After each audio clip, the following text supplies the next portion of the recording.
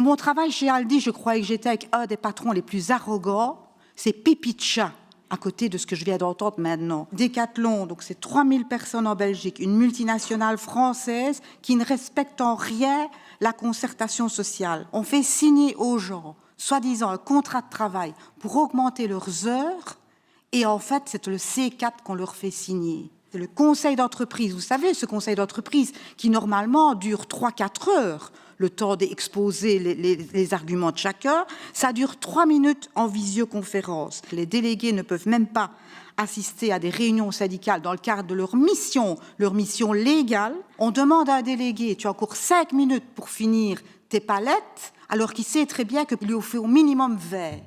Il dit, c'est pas possible, monsieur, désolé, il me faut 20 minutes, refus de travail.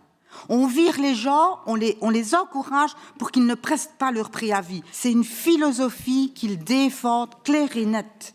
Ils appellent ça l'entreprise libérée. Libérée pour les profits, et c'est la dictature pour les gens qui y travaillent. Et je pèse mes mots.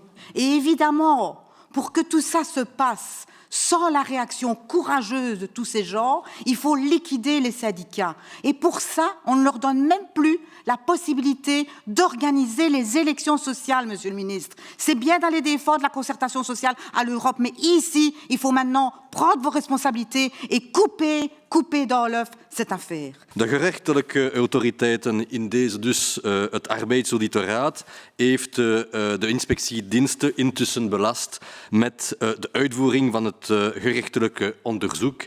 Gelet daarop kan ik u geen verdere details verschaffen. Quand un travailleur est hors la loi, il est pénalisé direct. Ici, vous êtes face à un employeur hors la loi. On est devant un laboratoire.